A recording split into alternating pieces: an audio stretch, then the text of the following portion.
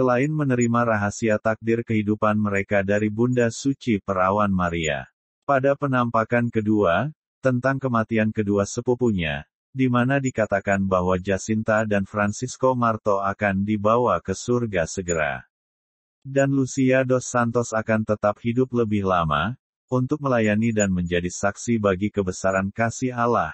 Mereka juga menerima 3 rahasia, selama penampakan. Sepeninggal kedua saudaranya tersebut, maka hanya Suster Lucia sendirilah yang mengetahui ketiga rahasia tersebut. Pada tahun 1936, Suster Lucia mengungkapkan 2 rahasia, yang ditranskripkan oleh Uskup Leiria, dan sesuai dengan permintaan Suster Lucia, rahasia ketiga disegel dan dibuka atau diumumkan oleh gereja setelah tahun 1960.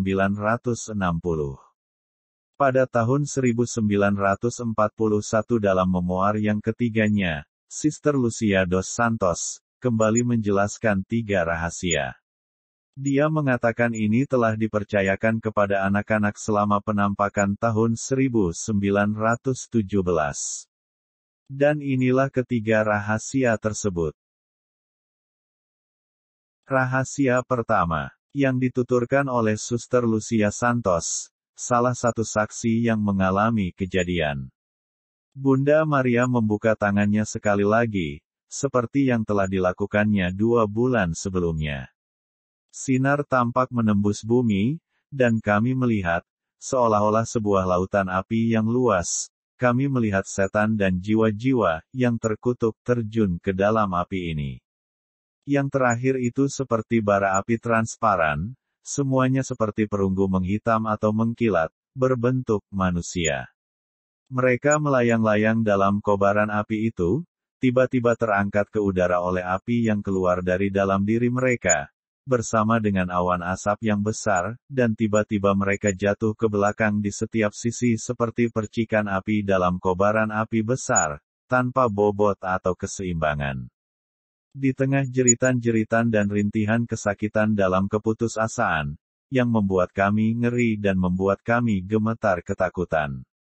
Pemandangan ini yang menyebabkan saya berteriak, seperti yang dikatakan orang, mereka mendengar saya.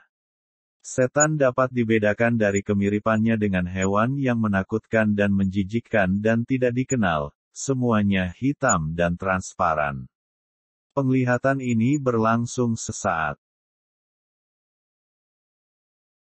Rahasia kedua, adalah rekomendasi devosi kepada hati Maria tak bernoda, sebagai cara untuk menyelamatkan jiwa-jiwa dan membawa perdamaian ke dunia, yaitu, menyatakan bahwa akan berakhirnya perang besar.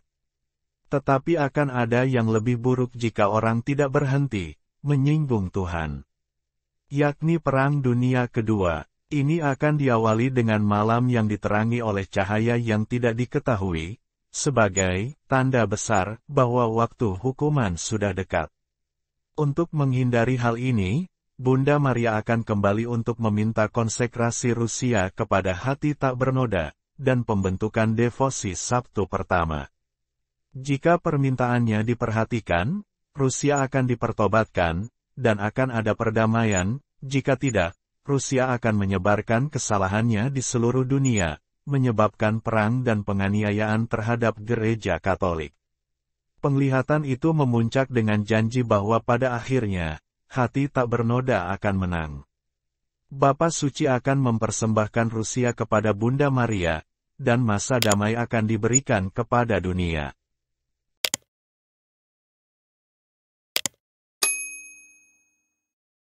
Rahasia ketiga, sebuah penglihatan tentang kematian Paus dan tokoh agama lainnya, ditranskripsikan oleh Uskup Leiria dan berbunyi, setelah 2 bagian yang telah saya jelaskan, di sebelah kiri Bunda Maria dan sedikit di atas, kami melihat seorang malaikat dengan pedang menyala di tangan kirinya, berkelip, mengeluarkan api yang tampak seolah-olah mereka akan mengatur dunia. Terbakar, tetapi mereka mati dalam kontak dengan kemegahan yang dipancarkan oleh Bunda Maria ke arahnya dari tangan kanannya, menunjuk ke bumi dengan tangan kanannya. Malaikat berteriak dengan suara nyaring, penans, tobat, tobat. Dan kami melihat dalam cahaya yang sangat besar yaitu Tuhan, sesuatu yang mirip dengan bagaimana orang muncul di cermin ketika mereka lewat di depannya, seorang uskup berpakaian putih. Kami mendapat kesan bahwa itu adalah Bapa Suci. Para imam, biarawan dan biarawati mendaki gunung yang curam. Di puncaknya terdapat salib besar dari batang-batang yang dipahat kasar seperti pohon gabus dengan kulit kayu. Sebelum sampai di sana Bapa Suci melewati sebuah kota besar yang setengah hancur dan setengah gemetar dengan langkah terhenti. Menderita rasa sakit dan kesedihan, dia berdoa untuk jiwa-jiwa mayat yang dia temui dalam perjalanannya. Setelah mencapai puncak gunung, berlutut di kaki salib besar dia dibunuh oleh sekelompok tentara yang menembakkan peluru dan panah ke arahnya, dan dengan cara yang sama mati satu demi satu juga lainnya, uskup, pendeta, pria dan wanita religius, dan berbagai umat awam dari berbagai tingkatan dan posisi. Di bawah kedua lengan salib ada dua malaikat masing-masing dengan sebuah kristal aspersorium di tangannya, di mana mereka mengumpulkan darah para martir dan dengan itu memercikkan jiwa-jiwa yang sedang berjalan menuju Tuhan.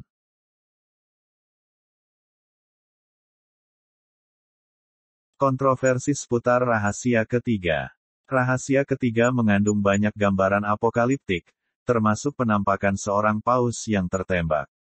Paus Yohanes Paulus II percaya penglihatan ini banyak berhubungan dengan pengalamannya sendiri, meskipun perawan Maria tidak pernah menyebutkan secara spesifik.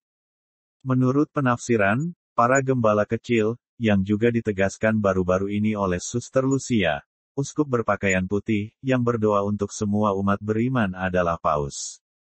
Saat dia berjalan dengan susah payah menuju salib di tengah mayat orang-orang yang menjadi martir, uskup, imam, biarawan dan banyak orang awam, dia juga jatuh ke tanah, tampaknya mati, di bawah hujan tembakan. Setelah upaya pembunuhan pada tanggal 13 Mei tahun 1981, tampak jelas bahwa, tangan seorang ibu yang memandu jalan peluru, memungkinkan, paus dalam pergolakan, untuk berhenti, di ambang kematian.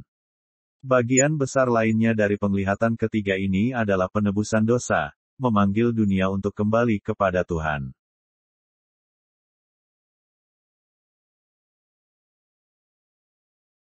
Dia menyatakan bahwa rahasia ketiga dapat dirilis ke publik setelah tahun 1960.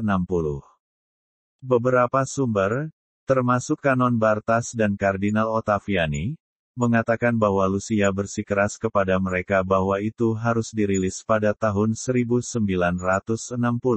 mengatakan bahwa, pada saat itu, akan lebih dipahami dengan jelas dan, karena perawan terberkati menginginkan demikian. Sebaliknya, pada tahun 1960 Vatikan menerbitkan siaran berita resmi yang menyatakan bahwa, kemungkinan besar rahasia ini akan tetap, selamanya, di bawah meterai mutlak. Pengumuman ini memicu spekulasi luas. The New York Times menulis bahwa spekulasi atas isi rahasia berkisar dari, pemusnahan nuklir di seluruh dunia, hingga Vatikan tidak menerbitkan rahasia ketiga, sebuah teks tulisan tangan setebal 4 halaman, hingga tanggal 26 Juni tahun 2000. Penulis seperti Pastor Paul Kramer, Christopher Ferrara, Antonio Socci, dan Marco Tossati telah menyatakan bahwa ini bukanlah teks lengkap dari rahasia dan menyatakan rahasia ketiga bukanlah teks lengkap. Mereka menuduh bahwa Kardinal Bertone, Ratzinger dan Sodano menyembunyikan keberadaan dokumen satu halaman lainnya, yang berisi informasi tentang kiamat dan kemurtadan besar. Vatikan telah mempertahankan posisinya bahwa teks lengkap rahasia ketiga telah diterbitkan. Menurut siaran pers Vatikan Desember tahun 2001, diterbitkan di L'Osservatore Romano, Lucia memberitahu Uskup Agung Bertone saat itu dalam sebuah wawancara bahwa rahasia itu telah terungkap sepenuhnya saat diterbitkan. Selama kunjungan apostoliknya ke Portugal selama 11-14 Mei tahun 2010 pada peringatan 10 tahun beatifikasi Jacinta dan Francisco Marto, Paus Benediktus ke-16 menjelaskan kepada wartawan bahwa penafsiran rahasia ketiga tidak hanya mengacu pada percobaan pembunuhan terhadap Paus Yohanes Paulus II di lapangan Santo Petrus pada tahun 1981. Paus Benediktus ke-16 juga mengatakan bahwa rahasia ketiga memiliki makna yang permanen dan berkelanjutan, dan bahwa maksudnya bahkan dapat diperluas untuk mencakup penderitaan yang dialami gereja hari ini sebagai akibatnya, tentang laporan baru-baru ini tentang pelecehan seksual yang melibatkan pendeta. Shalom, sebagai catatan, bagi kita umat Katolik, meskipun penglihatan-penglihatan ini memang mengejutkan dan telah memikat dunia, mereka masih termasuk dalam kategori wahyu pribadi, dan bukan bagian dari wahyu publik gereja yang terdapat dalam Alkitab dan ditafsirkan dalam tradisi suci. Umat Katolik tidak diharuskan untuk memberikan persetujuan religius untuk percaya apapun yang merupakan wahyu pribadi, karena mereka diharuskan untuk memberikan persetujuan religius terhadap ajaran gereja. Dengan kerendahan hati, saya mengucapkan terima kasih. Anda telah menonton. Silakan komen, like, share dan subscribe. Kiranya cinta kasih Allah, melalui putranya Yesus Kristus, Tuhan dan Juru Selamat kita, selalu tercurah atas kita semua. Amin.